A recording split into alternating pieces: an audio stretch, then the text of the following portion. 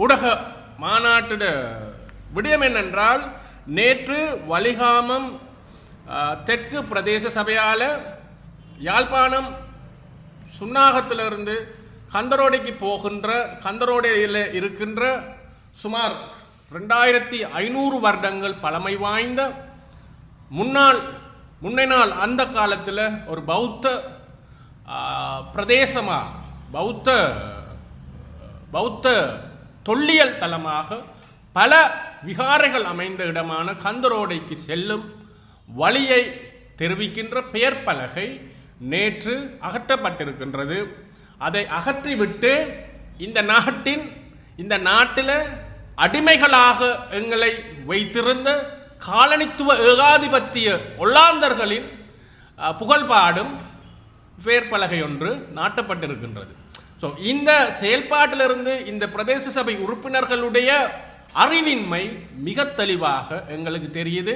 இந்த பௌத்த விகாரைகள் இருக்கின்ற கந்தரோடை பிரதேசம் ஒரு தொல்லியல், பென்சில்வேனியா எனப்படுகின்ற அமெரிக்க பல்கலைக்கழகத்தால் பௌத்த தலமாக, பௌத்த விகாரைகள் இருந்த இடமாக, பௌத்த ஒரு யுனெஸ்கோவால் அங்கீகரிக்கப்பட்ட ஒரு தொல்லியல் தலமாக, ஒரு பண்டைய வரலாற்று சிறப்புமிக்க ஒரு இடமாகும்.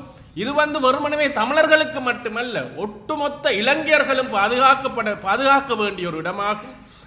அவ்வாறான ஒரு இடத்துக்கு செல்கின்றதுக்கு வைக்கப்பட்டிருந்த பெயர் பலகையை அகற்றி ஏகாதிபத்திய காலனித்துவ அடிமை சின்னங்களை ஞாபகப்படுத்துற. அதுதான் நம்ம வரலாறு சொல்லி கொடுக்கிறோம் மக்களுக்கு. வரலாறு சொல்லி கொடுக்கக்குள்ள முதல்ல இந்த நாட்டில் இருக்கிற எமது பெருமைகளை வரலாறாக மக்களுக்கு சொல்லி கொடுக்க வேணும். ஒல்லாந்தர்கள் கொண்டு வந்த அடிமை சட்டங்கள் இந்த நாட்டில் நிறைய இருக்கு. 1707ஆம் ஆண்டு ஒல்லாந்தர்களால் தேசவளமை சட்டத்தின் 8வது சரத்தினூடாக இந்த நாட்டில் பஞ்சமர் என்று சொல்லப்படுகின்ற எங்களை போன்ற மக்களை அடிமைகளாக வைத்திருக்கப்பட்டார். சரியா? அந்த வரலாறு நீங்க சொல்லி கொடுத்திருக்கிறீங்களா? 1707ஆம் ஆண்டுல இருந்து 1844 வரைக்கும் பிரித்தானியர்கள் சர்வதேச ரீதியாக தங்களுடைய காலனித்துவ நாடுகளில் அடிமை முறையை ஒழிப்பதற்கு கொண்டு வரப்பட்ட ஆன்டி ஸ்லேவரி ஆக்ட் ஊடாகத்தான் 137 வருடங்களுக்கு பிறகு நாம் அடிமைகள் இல்லை என்று பிரகடனப்படுத்தப்பட்டோம் சட்ட ரீதியாக.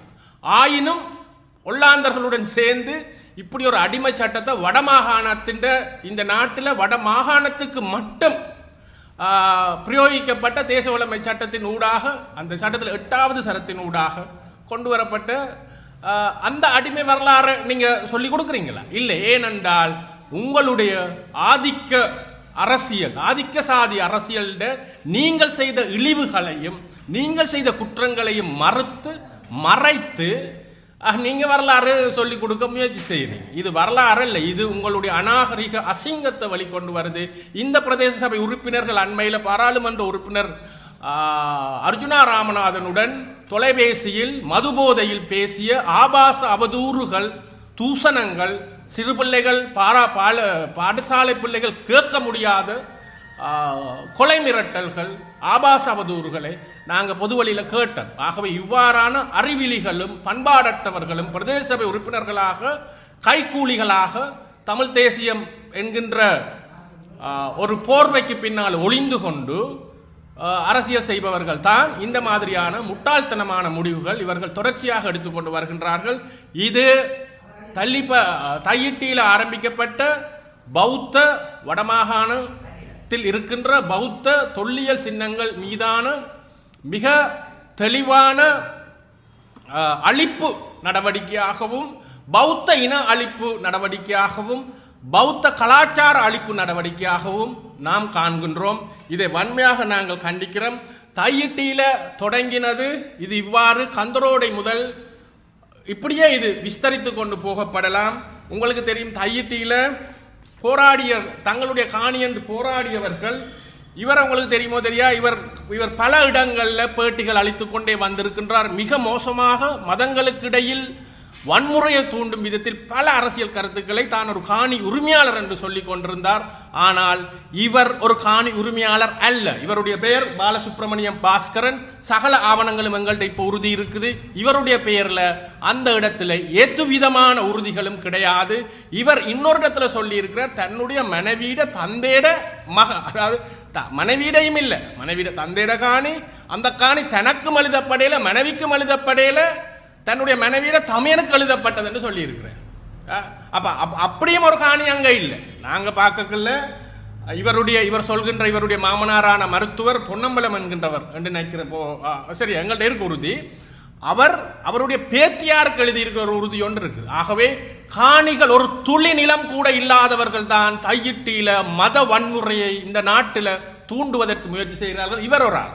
இரண்டாவது, இந்த நபர் சாருஜன், பத்மநாபன் சாருஜன் என்கின்ற இவர் கஜேந்திரகுமார் பொன்னம்பலத்தின் கட்சியின் அங்கத்தவர், பிரதேச சபை அங்கத்தவர். இவருடைய பெயரிலும் ஒரு துளி காணி கிடையாது, அங்கு ஒரு குழி நிலம் கூட கிடையாது. இவரும் மிக மோசமான வன்முறையை தூண்டுகின்ற கருத்துக்களை தொடர்ச்சியாக வெளிப்படுத்தி வருபவர். இவர் அவருடைய மனைவியான சுகுமாரி சாருஜன் என்பவர், இவருக்கும் ஒரு குழி நிலம் அந்த இடத்துல கிடையாது. மிக மோசமான இனவாத கருத்துக்களை இந்த பெண்மணி தெரிவித்து வந்து கொண்டே இருக்கின்றார் ஊடகங்களையும். அந்த தையிட்டி வரலாற்று சிறப்புமிக்க பௌத்த விகாரிக்கு எதிராகும் 3 பேர். இவர் இந்த யாழ்ப்பாணத்தையே சேராதவர்.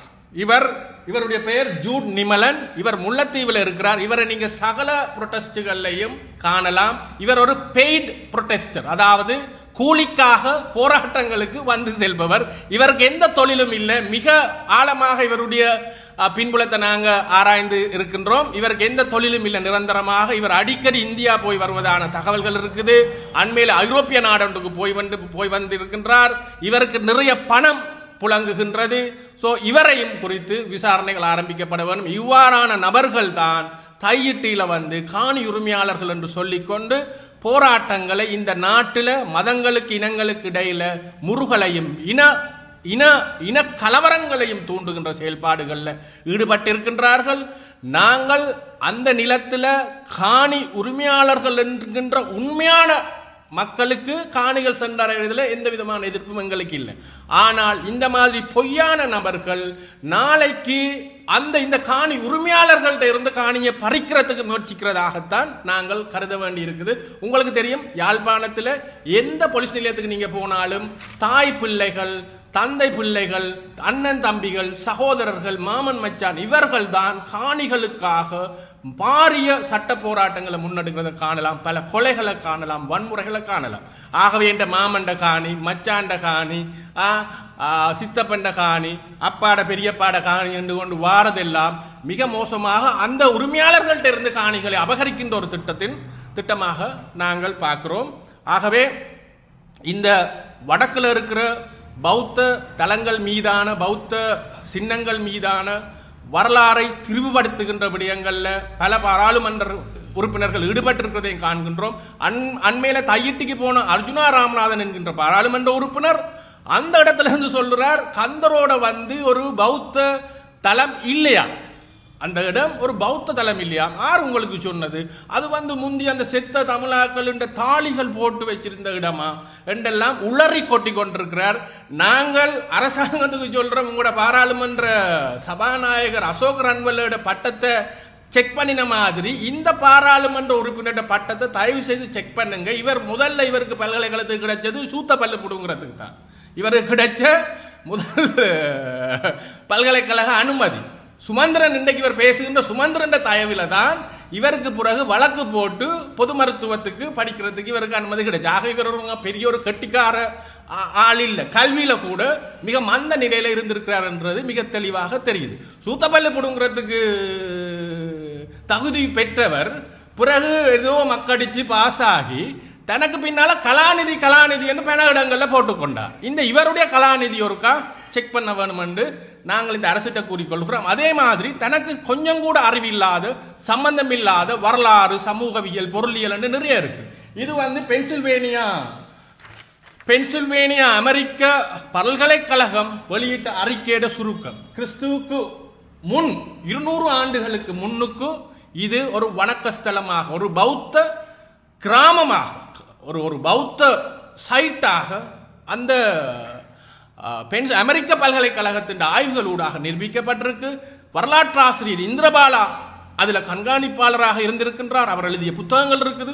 ஸோ இந்த பாராளுமன்ற உறுப்பினர் ஆன அறிவிலியை தயவு கூர்ந்து வரலாறுகளை படிச்சுட்டு முந்தி இப்படி தான் தரப்படுத்தல் தொடர்பாக பார்லிமெண்ட்ல நிறைய விஷயங்கள் இவர் தகவல் தெரியாமல் படிப்பில்லாமல் வாசிப்பில்லாமல் ஆய்வில்லாமல் பேசுறது கண்கூடாக இருக்கின்றது.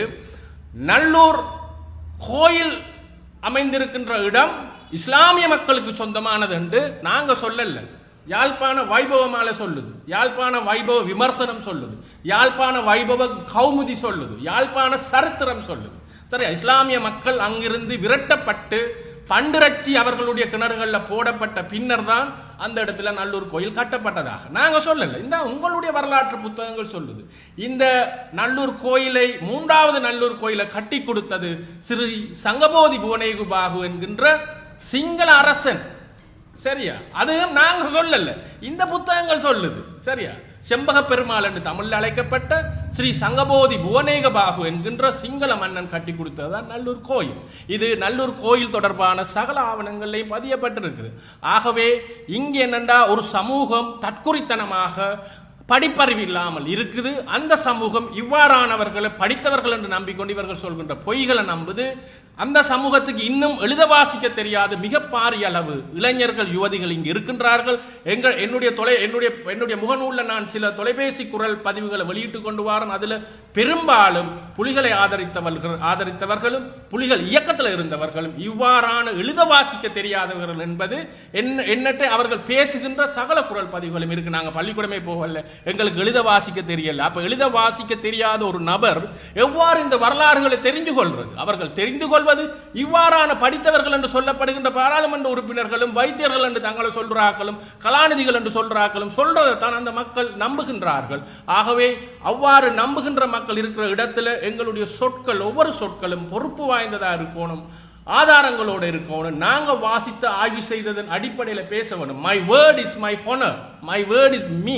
என்னுடைய வார்த்தை தான் நான் என்பதை ஒவ்வொரு பாராளுமன்ற உறுப்பினர்களும் புரிஞ்சு கொள்ள வேணும். ஆகவே இந்த நடவடிக்கைகளை நிறுத்துமாறும், மீண்டும் அந்த இடத்துல இந்த போர்ட் இதைவிட மிக பெரிதாகவும் மிக வரலாற்று சான்றாதாரங்களுடனும் மீண்டும் அந்த இடத்துல நிலைநிறுத்தப்பட வேண்டும் என்பதையும் நாங்கள் வலிகாமம் தெற்கு பிரதேச சபைக்கு வன்மையாக அறிவுறுத்துகின்றோம். அவ்வாறு இல்லாட்டிக்கு இது தொடர்பாக சட்ட நடவடிக்கை எடுப்பதற்கு முழுமையான இந்த நாட்டின் பௌத்த மக்களின் ஆதரவு எங்களுக்கு உண்டு என்பதை சொல்லிக்கொண்டு நிறைவு செய்யும். மேலதிக செய்திகளுக்காக எமது யூடியூப் தளத்தை சப்ஸ்கிரைப் செய்யுங்கள்.